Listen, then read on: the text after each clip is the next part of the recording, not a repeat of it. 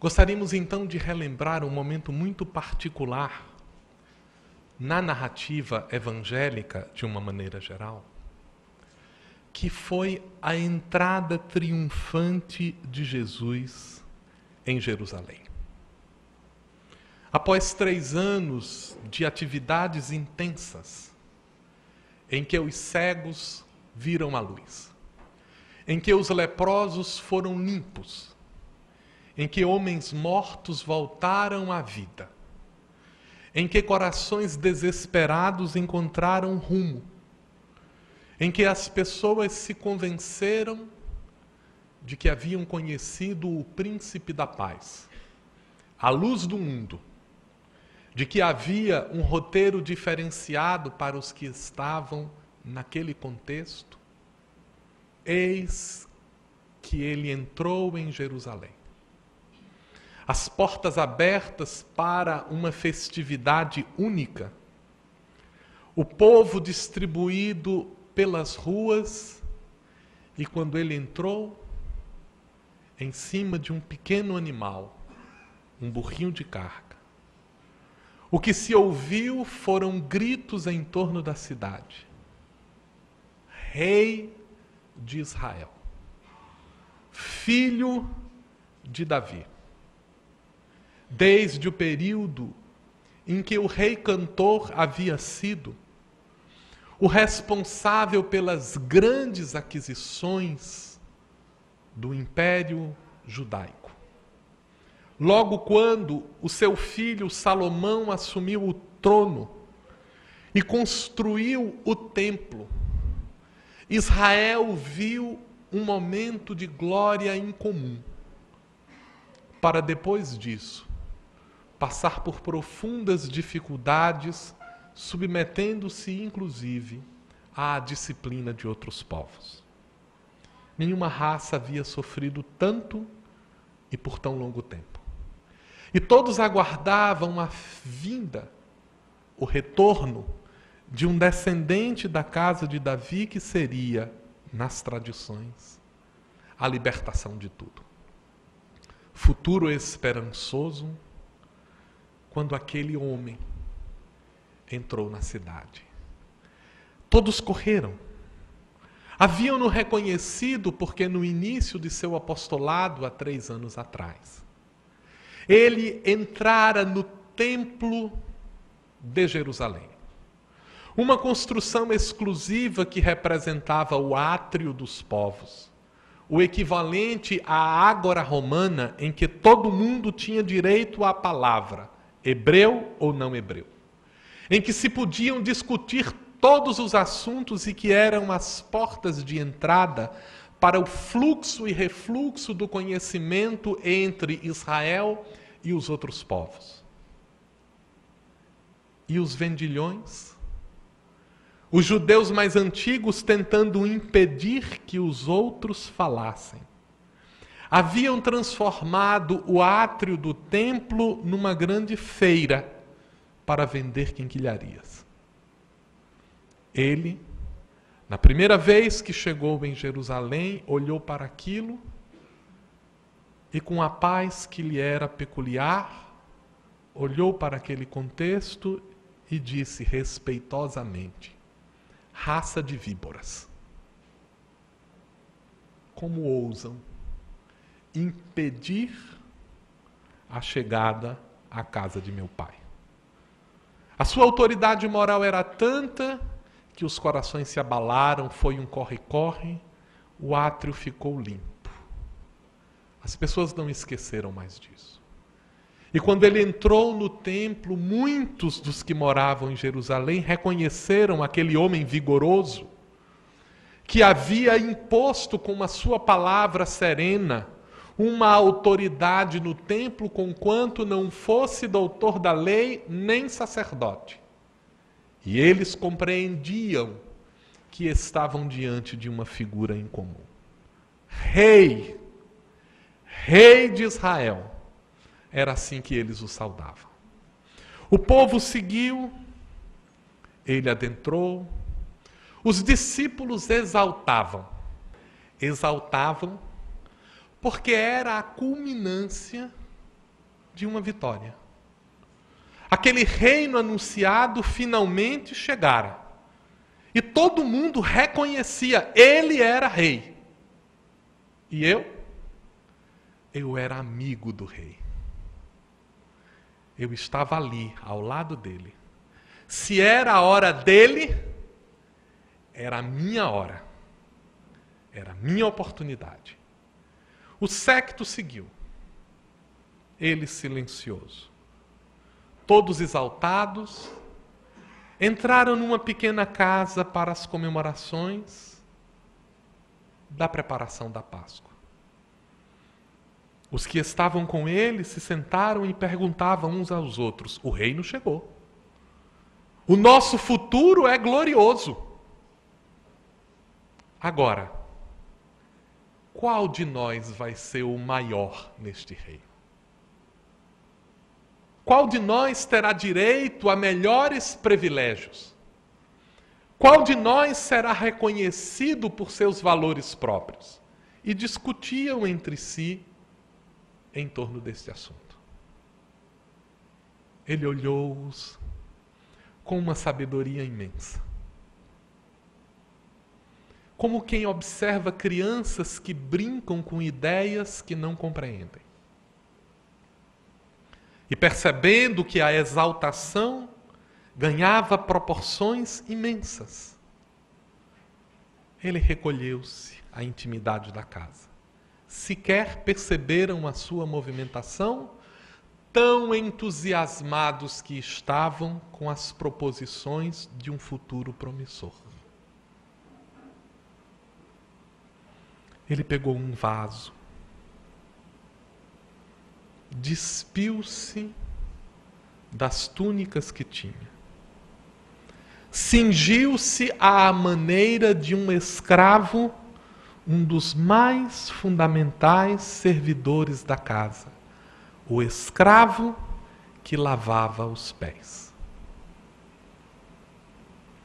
Sentou-se à frente do discípulo mais velho, Simão Pedro, e pediu-lhe os pés para lavar. Não, Senhor. Não. Tu não vais me lavar os pés. Pedro, se eu não lavo os teus pés, eu não tenho parte contigo. E ele pôs-se a lavar os pés de cada um dos discípulos. E acrescentou ao final: aquele que quiser ser o maior, seja o menor. Aquele que quiser o destaque, sirva, doe-se. Vestiu-se novamente, reuniu-se em torno da mesa, nas comemorações da Páscoa, pegou um pedaço de pão e lhes disse: este é o meu corpo. Era um ritual de representação da transmutação do trigo que morre e nasce pão. Este é o meu corpo, que morre e renasce. Fazendo referência ao sangue do sacrifício que marcara as casas no Antigo Egito, para que o anjo da morte pulasse as casas, daí a festa da Páscoa, que significava que naquela casa estavam famílias e indivíduos dispostos a uma jornada peregrina pelo deserto para um processo de autotransformação educativa, e marcando as suas casas com o sangue de um cordeiro, ele que se anunciara como cordeiro, apresentou o vinho e lhes disse: este é o meu sangue. E fez com o vinho a referência às bodas de Caná, em que, transformando a água em vinho para alegria, referiu-se a marca de uma nova aliança, a aliança de Deus com os homens. Uma aliança que não pedia mais sacrifício. Uma aliança que não pedia mais o cumprimento ritualístico. Uma aliança que não pedia mais que o homem se dedicasse a rituais simbólicos, mas que pedia o exercício do amor intenso e continuado. Lá fora, estavam representantes do povo, aguardando ordens. Se a revolução vai começar, se nós já temos o rei de Israel, podemos combater os romanos. E lá estavam eles esperando as ordens. Saíram João e Tiago. O que manda o nosso Senhor? Ele manda que aquele que seja o menor será o maior. E quais são as ordens? Estabelecer em si a paz e o regime de serviço continuado. E o que vamos fazer com os romanos? Ele já nos disse: a César o que é de César, a Deus o que é de Deus. E esse, vocês têm certeza que é o nosso rei?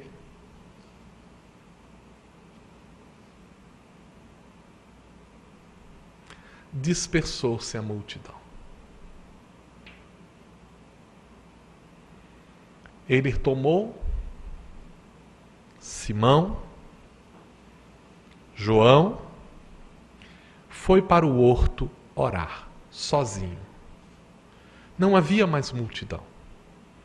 Não havia mais apulpo.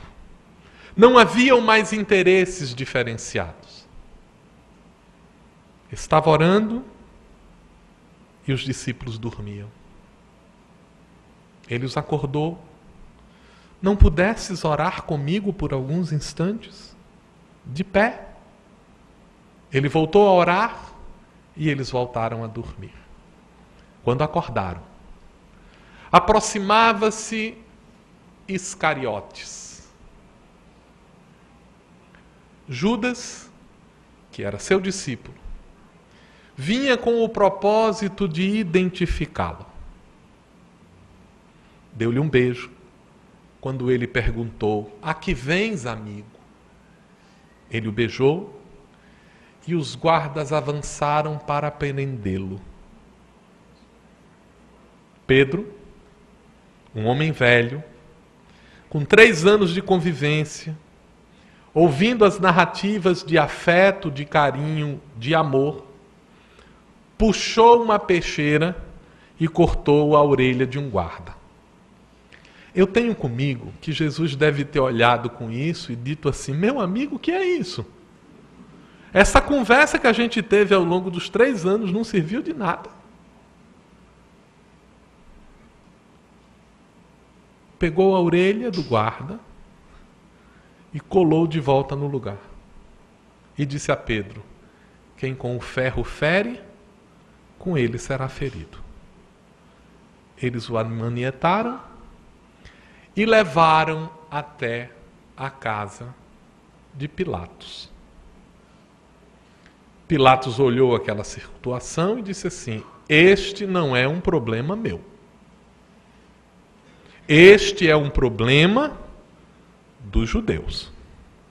E quem está aqui para resolver problemas dos judeus é Herodes. Levem-no para o palácio de Herodes. Levaram ele para o palácio de Herodes. Herodes, quando viu aquela situação, lembrou-se do que tinha acontecido com João Batista, que quase teve uma revolução popular, porque ele resolveu cortar a cabeça de João Batista. E aí ele disse: olha, este problema não é meu. Este homem está dizendo que é rei dos judeus.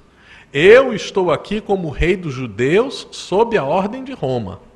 Então o problema não é meu, o problema é de Roma. levem-no de volta à casa de Pilatos. E os guardas, então, tiveram uma ideia extraordinária.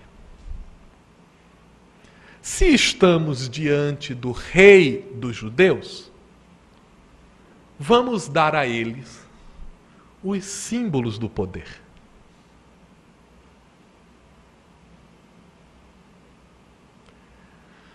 Num estudo antropológico em torno dos símbolos da realeza, um pesquisador norte-americano identificou os projetos de sucesso da humanidade.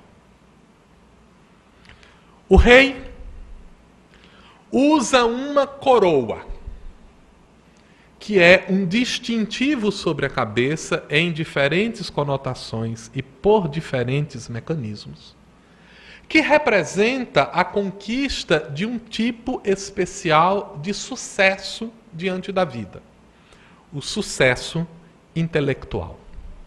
O rei é um indivíduo que vive no pensamento superior. A coroa lhe destaca a luminosidade do pensamento. Mas o rei também é um indivíduo que detém o poder da realização de sua vontade. E para representar isso, ele mantém na mão um báculo, um cedro, que é um símbolo de força, que significa que ele tem o poder do mando. É dele. Além disso, para representar as suas vastas posses, o sucesso no campo financeiro material, em referência à capacidade de proteger-se com a capa e de proteger tantos quantos ele queira, os reis vestem capas enormes, grandes, como símbolo de que é deles a opção de agasalhar, de proteger quem eles quiserem. Não satisfeitos em dar a ele um símbolo de poder, os guardas resolveram lhe dar 3. Pegaram um conjunto de espinhos, confeccionaram uma coroa e fincaram na sua cabeça. Pegaram uma capa suja, imunda, que estava jogada pela região de um antigo guarda, envolveram-no como capa. E no lugar do báculo, pegaram uma cana imunda que estava no chão, obrigaram-no a segurar, e ele saiu do palácio de Herodes, caminhando depois de uma longa surra, ensanguentado, vilipendiado, humilhado, desfilando pelas ruas, o povo a olhar e rir. Eis o rei dos judeus. Um constrangimento, uma intranquilidade, ele chegou à casa de Pilatos. Para ser reapresentado, poderiam ter lhe dado diferentes títulos. Príncipe da paz, luz do mundo, vencedor dos séculos, governador espiritual do planeta, modelo e guia, espírito mais perfeito que já passou pela terra, mas não foi assim que ele foi apresentado. O Evangelho narra que quando entrou aquela figura miserável, ensanguentada, humilhada, vilipendiada, com coroa, capa e báculo, ele foi anunciado com uma expressão muito significativa. Porque disseram assim: eis o homem.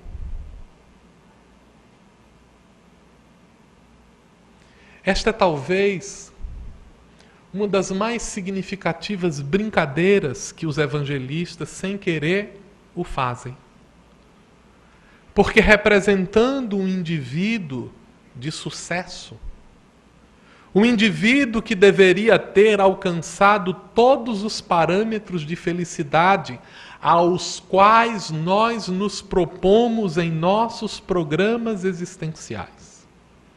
Porque buscamos a felicidade da coroa, com nossas pretensões de destaques intelectuais, com nossas cabeças vibrantes, com as nossas capacidades de direcionar a razão para caminhos renovados, investimos muito de nossa vida nesse processo. Lá estava ele com esta representação. Muitos consideram a possibilidade de desenvolver o programa da felicidade do poder. Insiste em trazer para si o báculo do mando, que ordena, que diz eu quero porque eu posso. E desenvolvem ao longo desses contextos diferentes possibilidades de construção e de valor para descobrirem no ponto culminante do seu poderio que o tempo passará e os esquecerá igualmente. Alguns acreditam que o programa da felicidade se resume a amealhar recursos e juntam para si e para os seus, na pretensão de estender o tamanho de sua capa e proteger aqueles que amam, como se um legado de títulos e de moedas pudesse assegurar um futuro esperançoso para tardiamente reconhecerem que os recursos são apenas instrumentos que podem facultar a ação, mas nunca realizar a felicidade. Ali estava o homem. Coroa, capa, cedro, humilhado, vencido, destroçado. E começava um caminho solitário. Colocaram-no para a escolha do povo. Pilatos olhou para ele, lhe fez algumas perguntas. Tu és rei? E ele disse, não sou rei. Porque se eu fosse rei, eu não estaria aqui. Ele insiste. Tu és rei? E Jesus lhe diz, tu o dizes. Tu dizes que eu sou rei. Mas em verdade eu te digo que o meu reino não é deste mundo. E Pilatos, vociferando um conhecimento superior, lhe perguntou, o que é a verdade? A resposta dele, o silêncio.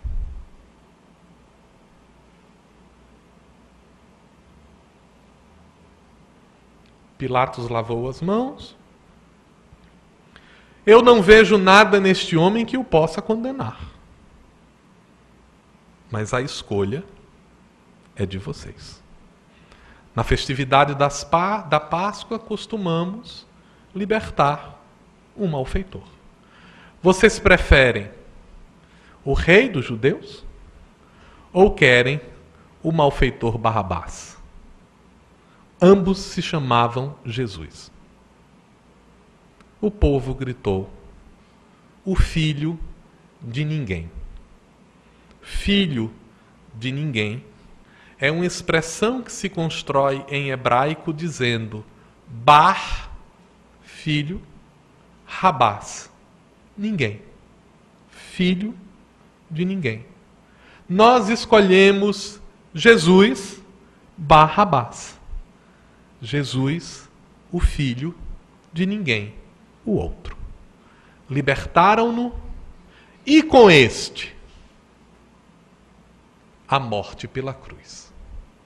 A mais humilhante, a mais degradante das mortes a que um criminoso poderia ser condenado, segundo as leis romanas.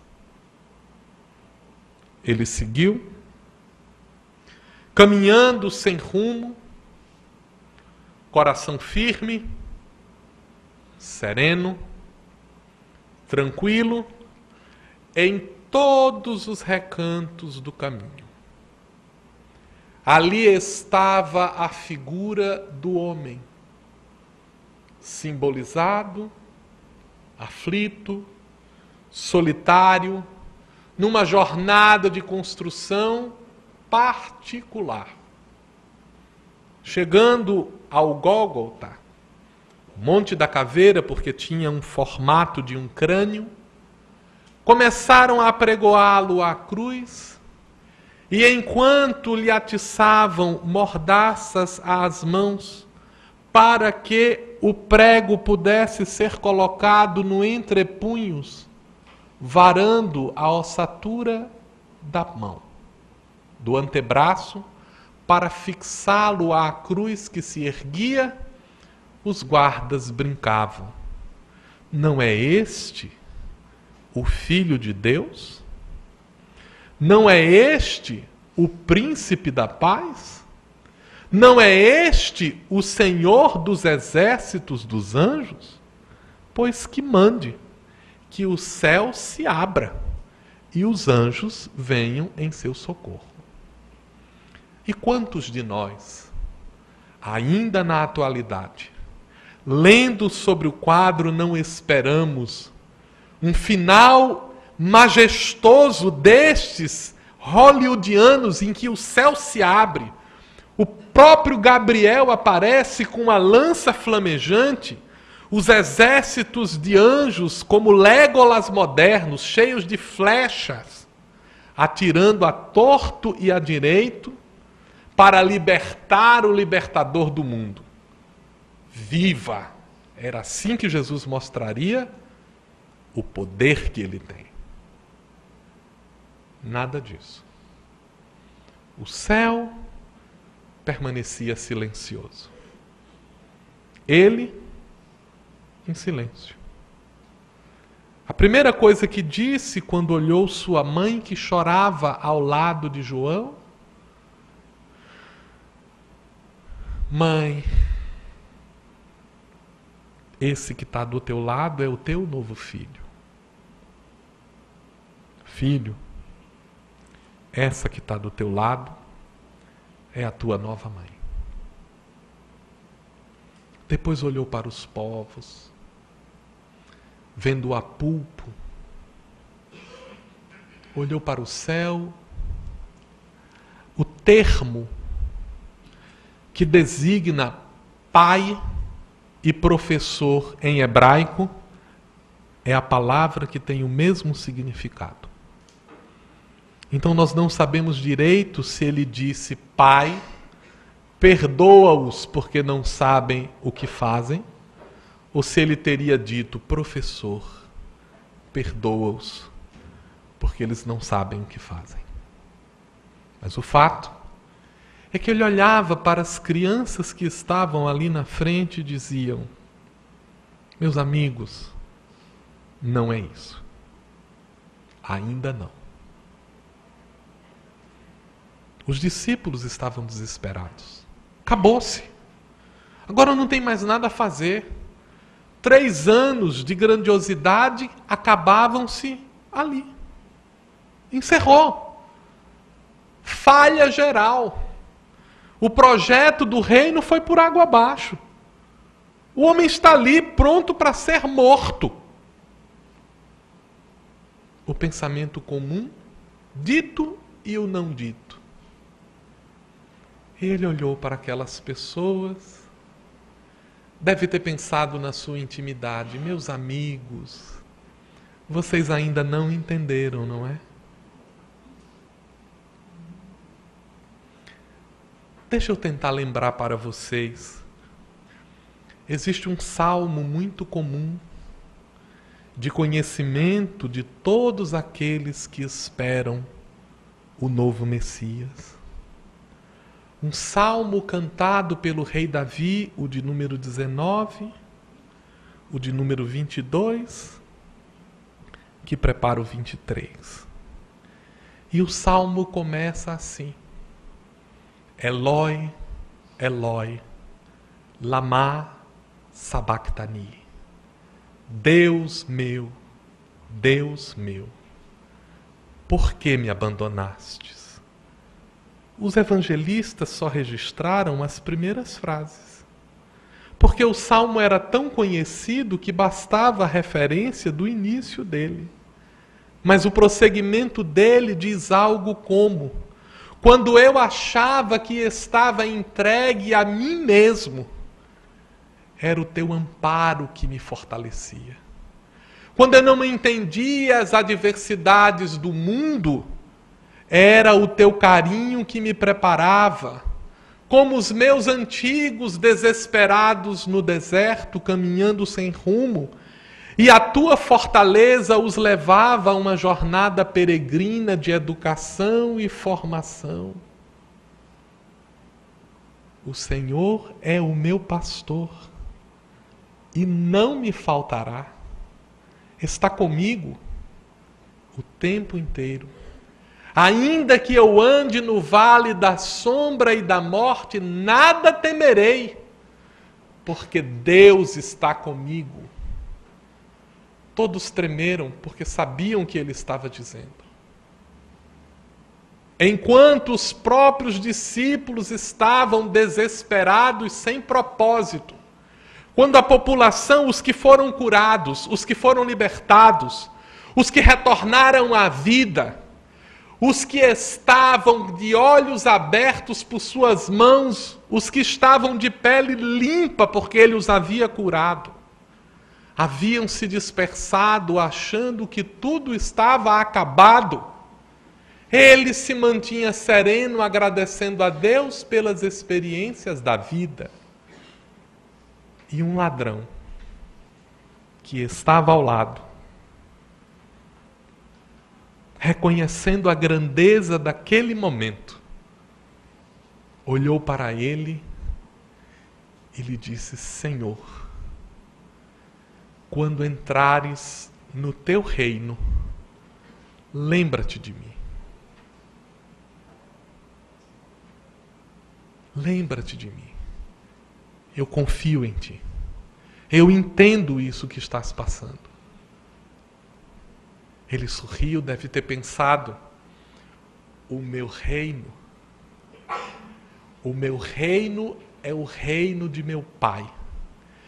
E o reino de meu Pai está nos céus, em todos os lugares. É o universo inteiro. Está perto de nós porque estamos nele. Olhou para ele e disse: ainda hoje estarás comigo. Meu Pai, esta jornada está consumada. Em tuas mãos entrego o meu espírito. E silenciou, a cabeça pendeu, os guardas olharam, pegaram uma lança e, longínquos, o guarda que estava de plantão lancetou-o no coração para ver se ele reagia. Tirou e disse: está morto. Era o fim de uma jornada gloriosa. Todos baixaram a cabeça, José de Arimateia requereu o corpo para dar-lhe um tratamento digno. Os discípulos titubeantes, sem saberem exatamente o que fazerem com aquilo. O projeto do homem de um futuro grandioso, na proposta de um filho do homem, um novo Adão, que escreveria um momento glorioso para o povo, estava encerrado. E eles choraram amargamente, desesperados, porque não haviam tido coragem de estar com ele sequer nos últimos momentos. Desesperados, aflitos, enterraram com as festividades comuns. O silêncio geral, um grande pesar, não tinham coragem sequer para a realização das tradições fúnebres, de voltar ao túmulo, cuidar do corpo, perfumá-lo. Era uma tradição de abrir o túmulo, perfumar o corpo, cuidar dele. Eles não tinham coragem disso. Uma ex-mulher da vida,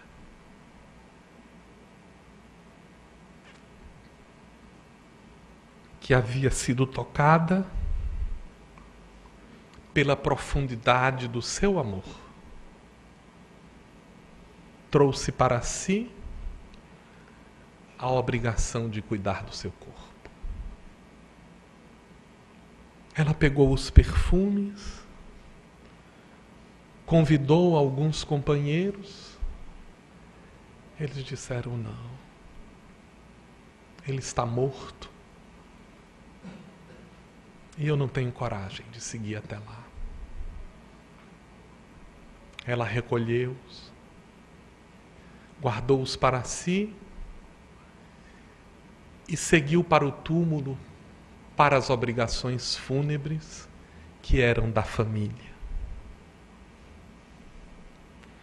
Quando ela entrou no jardim, que lhe servia de último refúgio fúnebre, e procurou o túmulo, ele estava aberto. Era incomum. Ela aproximou-se, temerosa, achando que podiam estar pervertendo o corpo. Alguns malfeitores faziam isso para denegrir a imagem do indivíduo. Ela correu, entrou no túmulo e o corpo não estava lá. Ela desesperou-se. Meu Deus, roubaram os restos do meu Senhor. Saiu desesperada. Enquanto estava do lado de fora, cabisbaixa, aproximou-se um jardineiro,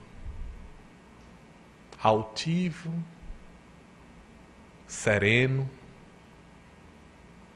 tranquilo. Mulher, o que te ocorre? Ela não conseguiu levantar os olhos. Estava pesarosa demais, aflita demais, de olhos baixos. Roubaram o corpo do meu Senhor.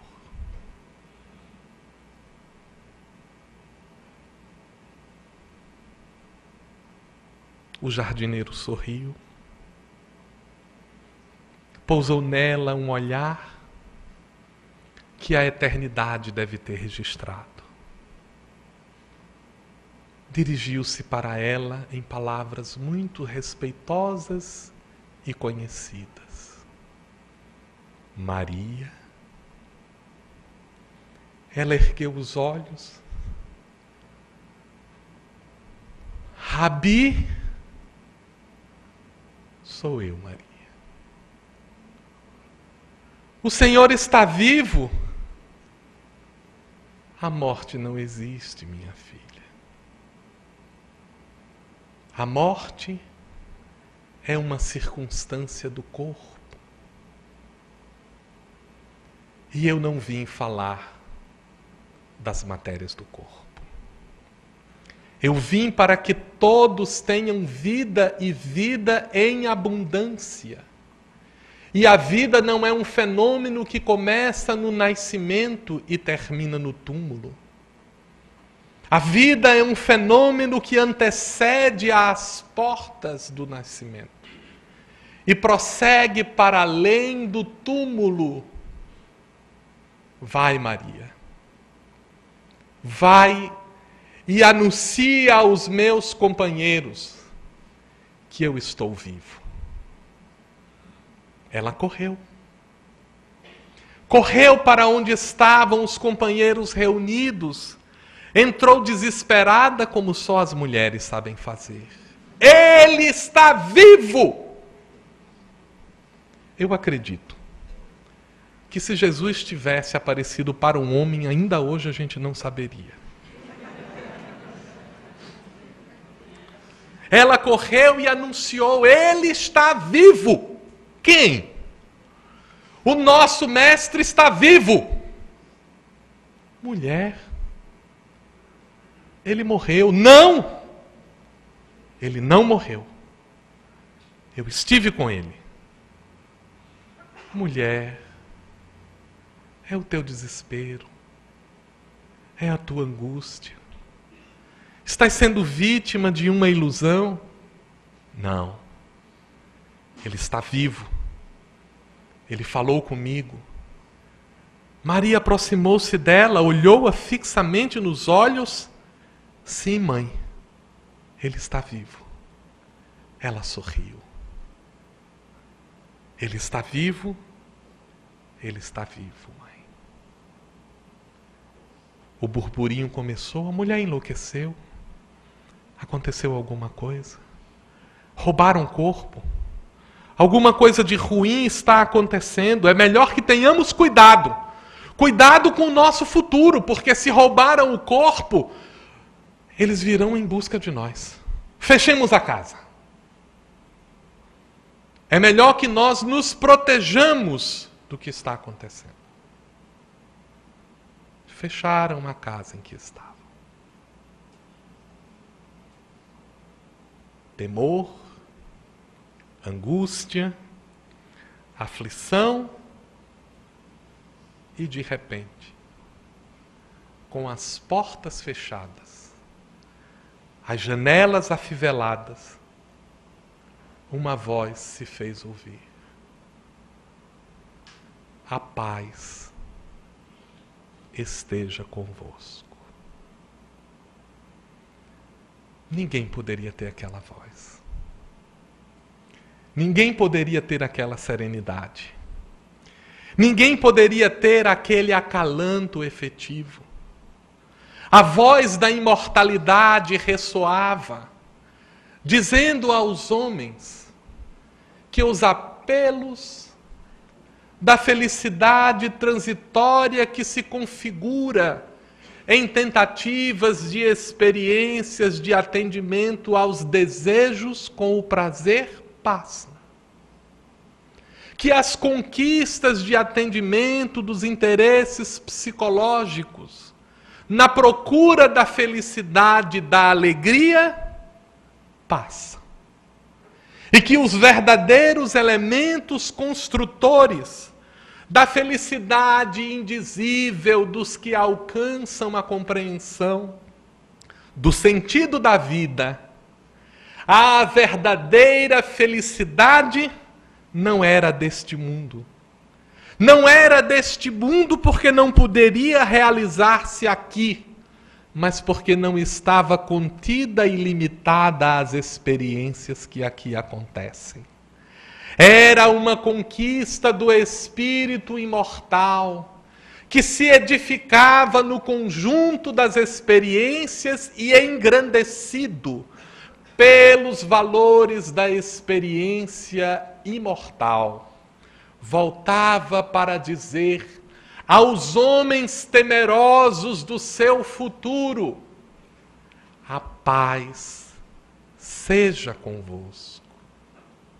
Francisco Cândido Xavier, na psicografia mediúnica de Parnasso de Além Túmulo, referida em uma das músicas que ouvimos no início, ele recebe a comunicação espiritual de Edmundo Xavier de Barros em um poema intitulado Vida.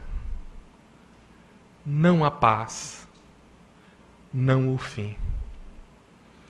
A vida apenas foi tudo o que encontrei e é tudo o que nos espera. O ódio, a fama, o poder, as ilusões terrenas são como lodo, fumo e cinza ao fundo da cratera.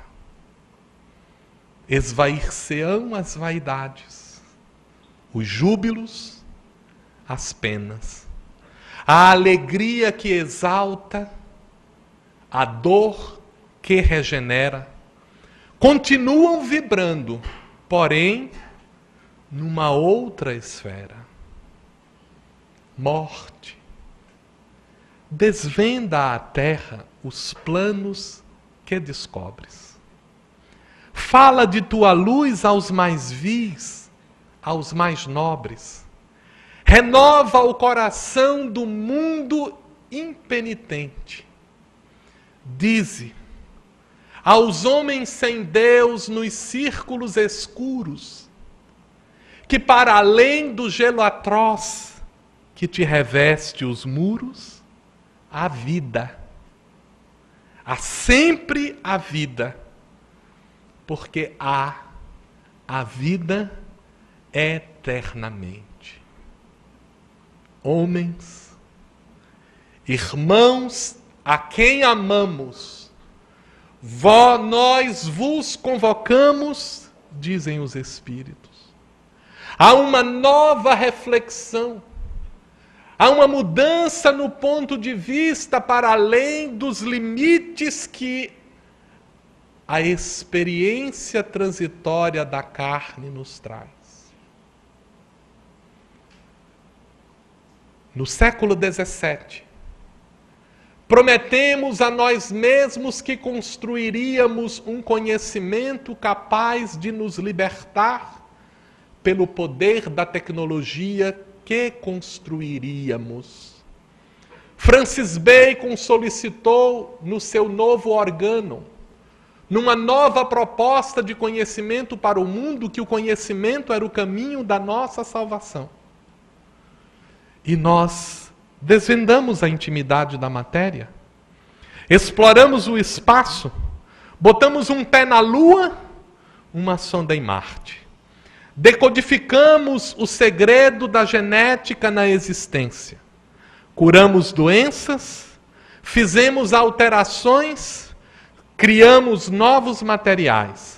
Estabelecemos novos parâmetros de interação com a tecnologia. E por que não estamos felizes? Por que nos sentimos aflitos? Por que o projeto da coroa não nos trouxe felicidade? Por que o projeto do cedro não nos trouxe felicidade? Por que o projeto da capa não nos trouxe felicidade?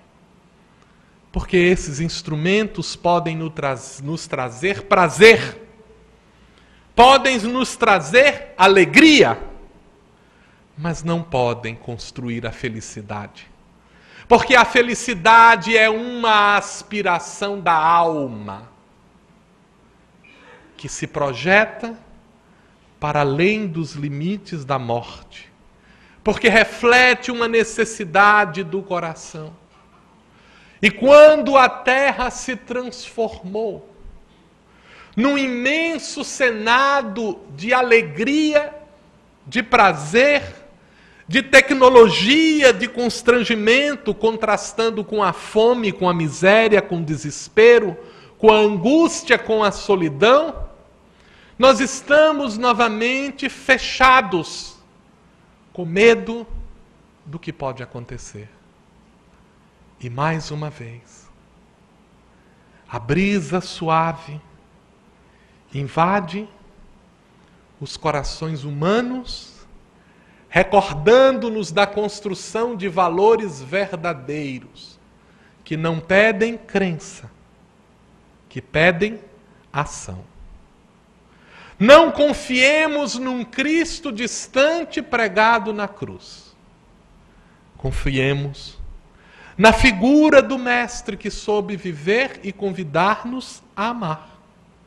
Se você tem dúvidas sobre a imortalidade, não se preocupe com ela.